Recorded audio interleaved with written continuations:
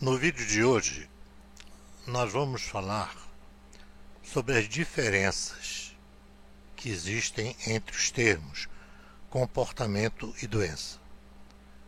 Vamos lá. As palavras comportamento e doença sempre foram confundidas pela maioria das pessoas.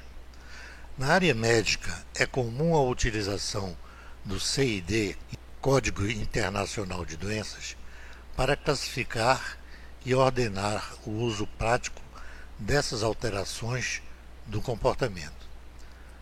A maioria dos médicos ainda chama as alterações do comportamento de doenças mentais.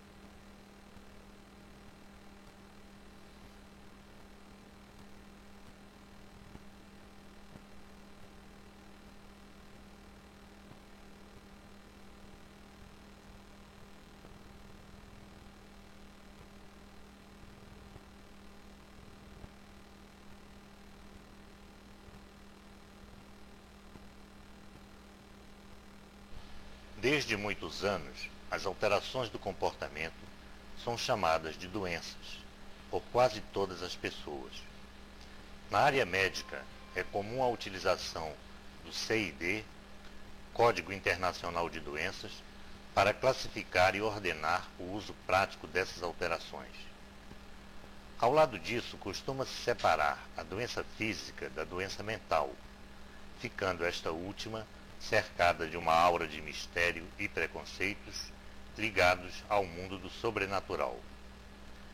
As palavras comportamento e doença sempre foram confundidas pela maioria das pessoas.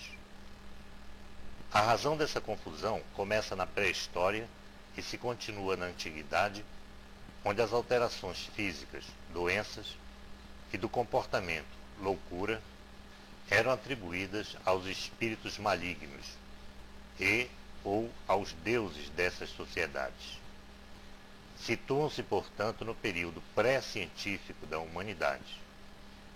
Nessas épocas, eram os sacerdotes, os monges, os adivinhos, curandeiros, bruxos e mágicos que cuidavam das alterações físicas e mentais que ocorriam no corpo e no comportamento dos indivíduos.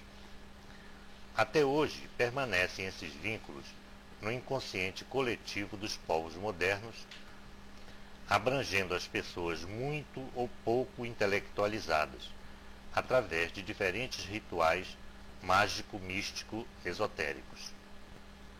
Agora compreendemos por que algumas religiões, seitas ou igrejas organizadas se propõem a curar alterações físicas e mentais nos cultos e pela televisão através da promessa da cura divina, quase sempre envolvendo muito dinheiro.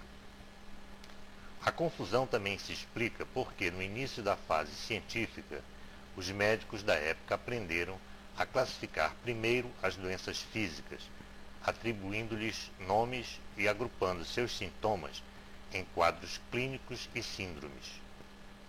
Resolveram também agrupar as alterações do comportamento, que chamaram de doenças mentais, sob os mesmos parâmetros, julgando-as iguais às doenças físicas, igualando assim origens físicas com origens subjetivas, ou seja, não físicas.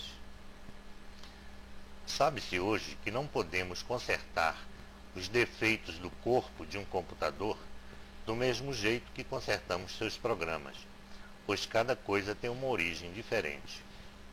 O mesmo acontece entre o corpo humano, máquina, e o psiquismo ou mente, conjunto de programas. São situações diferentes, requerendo processos de abordagem diferentes. Portanto, a molécula química de um remédio ou outro qualquer método físico ou químico não pode mudar a natureza ou caráter de um sentimento, princípio, valor, experiência, talento, habilidade ou aprendizagem. As energias tensionais ou atributos não físicos da mente não obedecem aos mesmos processos utilizados para lidar com a parte física do corpo. Daí o fato de parecerem misteriosas.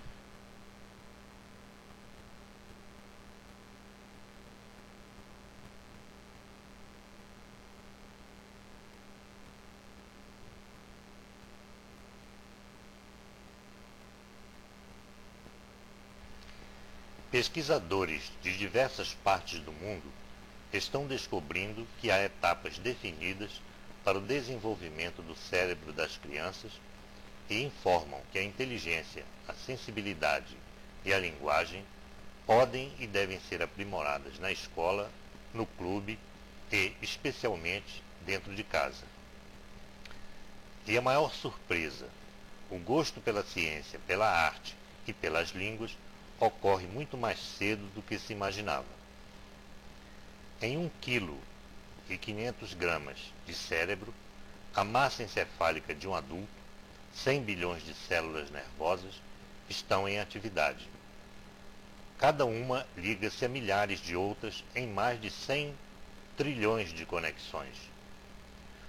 A trama é precisa e delicada. Graças a ela, o homem pensa, raciocina, lembra. Enxerga, ouve e aprende. Emociona-se. Essa teia, porém, não vem pronta e acabada. Os 400 gramas de massa cinzenta de um recém-nascido guardam os neurônios de toda uma vida. As conexões, entretanto, ainda não estão totalmente desenvolvidas, e elas não são etéreas, ou seja, imateriais. A diferença de peso entre o cérebro de um adulto e o de um bebê vem exatamente desse fato. As fibras nervosas, capazes de ativar o cérebro, têm de ser construídas, e o são pelas exigências, pelos desafios e estímulos a que uma criança é submetida, a maior parte entre o nascimento e os 4 anos de idade. No próximo vídeo falaremos sobre o mito da loucura. Até lá.